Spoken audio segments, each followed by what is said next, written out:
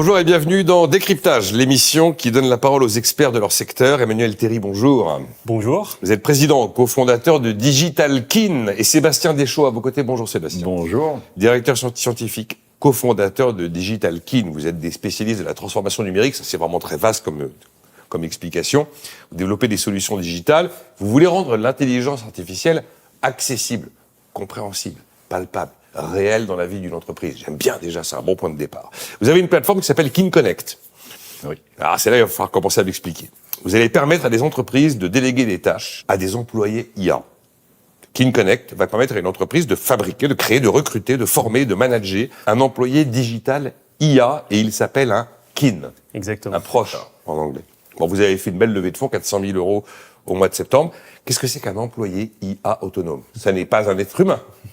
Non, ce n'est pas un être humain. C'est tout comme.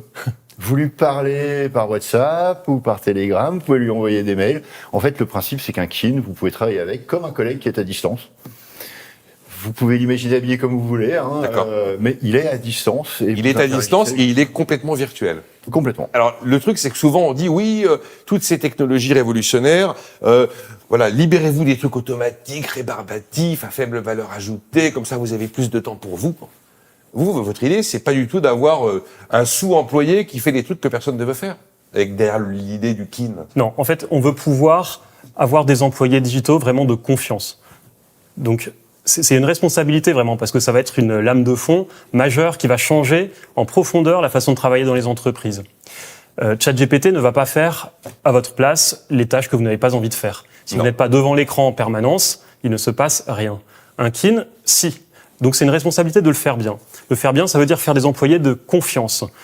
Pour que vous ayez confiance, il faut qu'ils respectent la confidentialité de vos données personnelles, bien sûr, mais c'est beaucoup plus profond que ça.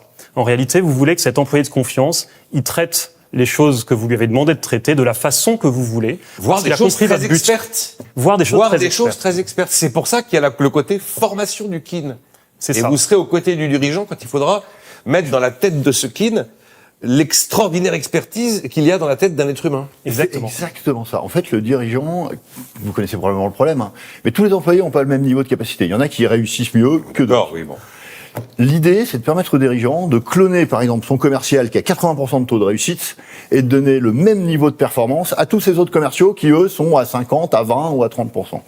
C'est vraiment l'idée fondamentale d'un kin, c'est de partir de la performance pour le dirigeant. Et donc, le kin va être formé et instruit par quelqu'un de très talentueux dans l'entreprise et va être capable de reproduire la même performance que son instructeur. À vrai dire, peut-être même mieux, parce que quand on analyse le bon performeur, il explique comment il fait pour gagner. Mais derrière, le kin, il lit 1 million de fois plus vite qu'un être humain. Donc il est capable de traiter beaucoup plus de données, mais avec la même qualité de pensée que celui qui l'a formé à la base. D'accord. Mais il faut préciser qu'un humain, il a plusieurs expertises. Vous et moi, nous avons plein d'expertises différentes. Nous sommes des généralistes. Le kin n'a pas besoin d'être un généraliste. On va non pas cloner un être humain, on peut pas faire ça. On va faire un kin par sujet. Voilà, on va dire, il y a une expertise bien précise, bien pointue, sur un sujet étroit, mais sur lequel le kin va faire les choses de la façon parfaite que vous voulez. Et vous allez le contrôler, vous allez avoir toute confiance en lui parce que c'est votre proche digital, c'est le sens du mot kin en anglais. Un kin, c'est votre proche digital, vous pouvez avoir toute confiance en lui. Ce qui veut dire que le ou les kins de mon entreprise ne ressemblent pas aux kins de l'entreprise d'à côté. Non, absolument, c'est il est unique. Votre expert dont vous extrayez l'expertise. Et d'ailleurs, vous pouvez vous en servir que pour vous en interne si vous voulez, mais vous pouvez aussi le proposer à vos clients. C'est-à-dire que vous pouvez revendre votre kin exactement comme vous commercialisez pour le créer, là, pour le former, le manager, mon kin, j'ai besoin que vous soyez à côté de moi. Aujourd'hui, il faut encore qu'on passe un peu de temps ensemble. Ouais. Et alors, j'ai cru comprendre que votre idée, c'est que on soit sur des cas de la réalité, quoi, que cette IA soit pas un truc qu'on regarde de loin sans trop savoir quel cas d'usage ça va pouvoir remplir. Alors, effectivement, il faut que ce soit dans le réel. Et on a d'ailleurs avec nos premiers clients des cas très réels qui sont des cas qui leur apportent une vraie valeur ajoutée et libèrent beaucoup de temps à des experts et pas sur des tâches subalternes. On a l'exemple, par exemple, des états de l'art et des revues littérature scientifique. Dans le monde de la R&D, qu'est-ce qui prend du temps aux chercheurs ? Aujourd'hui, c'est beaucoup faire des états de l'art, si vous leur posez la question, faire des revues littérature, aller chercher, trouver, lire, synthétiser, analyser des dizaines ou des centaines de publications scientifiques et que celles qui sont pertinentes, éliminer les autres, et en faire un rapport qui permette de synthétiser l'état de la connaissance scientifique d'un domaine. Ça, c'est un travail de docteur, de PhD, qui coûte cher, qui prend du temps. Eh bien, si les chercheurs, au lieu de passer ce temps-là à faire ces revues de littérature, peuvent le passer à faire avancer la science, à faire leur travail de chercheur, parce que le kin va leur produire l'état de l'art en à peine quelques heures, ça c'est une avancée. Pour produire l'état de l'art, le kin aura été formé pour ça. Oui. Oui, parce qu'un état de l'art pour défendre votre crédit impôt recherche, pour montrer qu'il est éligible, c'est pas du tout la même chose qu'un état de l'art pour prendre une décision d'investissement en recherche à 200 millions. Ouais. Il y en a un qui fait 6 pages et l'autre qui fait 600 pages, basiquement. C'est pas la même. Et donc là, vous voyez l'expertise qui semble déjà étroite, état de l'art. En réalité, à l'intérieur, vous avez une multitude de kin sur des sujets encore plus pointus, parce qu'il y a autant d'états de l'art que de finalités à faire un état de l'art. Votre histoire est dingo. Mais bon, vous voulez rendre, alors je trouve que bon, il y a un côté un petit peu choc de la sémantique, mais vous dites que l'intelligence artificielle doit devenir intelligente. Oui. C'est un peu provocateur, Alors, mais qu'est-ce qu'il y a derrière? Bah, en fait, il faut réaliser une chose. Un humain, ça pense très bien et ça lit très lentement. Ça écrit encore plus lentement. L'intelligence artificielle, c'est l'inverse. Ça peut lire et écrire à la vitesse de la lumière et dans toutes les langues. Par contre, la capacité d'une IA aujourd'hui à raisonner de façon détaillée pour atteindre un but, comme remporter un appel d'offres, elle est mauvaise. C'est pour ça que nous, on prend le meilleur des deux mondes. On prend la capacité de l'expert à avoir compris comment gagner un appel d'offres et la capacité du kin à trouver toutes les données et à lire des millions de documents pour le faire. Et aujourd'hui, au moment où l'on parle, c'est tout récent, vous avez vu le jour en 2023, vous avez déjà fait une belle levée de fonds. Ce que vous me décrivez, le business model est validé, quoi. C'est une réalité. C'est une réalité. Vous êtes là, vous êtes pas dans un... On verra en 2030 si d'aventure... Ah, bon. Alors nous avons validé l'impact que ça peut avoir, qui est positif, le fait que les gens reconnaissent cet impact et veulent payer pour.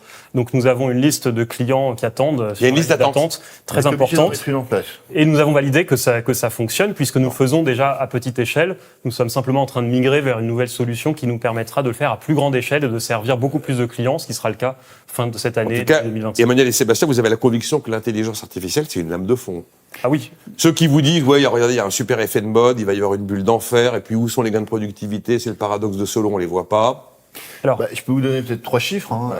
Par exemple, sur le cas des états de l'art, ce qu'on constate, faire un état de l'art avec un kin par rapport à un humain, à niveau de qualité identique, voire supérieur pour le kin, c'est 10 fois moins cher, 10 fois moins long et 100 fois moins polluant en termes de CO2 émis. Donc l'intelligence au silicium à production équivalente émettra 100 fois moins de CO2 que l'intelligence carbonée. Exactement. Oui. Parce que ça va tellement plus vite, en fait, que ce qui peut vous prendre des jours et des jours, le silicium est capable de le faire en quelques heures. Donc si je vous dis gare à la bulle de l'IA, tout ça, alors attention, vous voyez promener... L'IA, de quelle IA parle-t-on? Tout le monde parle de l'IA, mais nous, c'est vraiment l'IA, ce qu'on appelle l'IA agentique, ce sont les agents. C'est vraiment ça qui va changer le monde. Les gens, effectivement, peuvent commencer à être un petit peu déçus des chatbots. Ils ont découvert l'IA, la puissance de l'IA générative avec ChatGPT, c'est déjà très bien. Et donc là, effectivement, on constate, comme vous le dites, une petite déception qui commence à poindre. Mais la vraie vague qui arrive, c'est celle de l'IA agentique, les agents autonomes, donc qui peuvent capturer une expertise humaine et produire pour vous. Si je veux me lever plus tard le matin, je fais un kin de Nicolas Dos qui fait la première chronique de 6h25, comme ça je gagne 1 heure.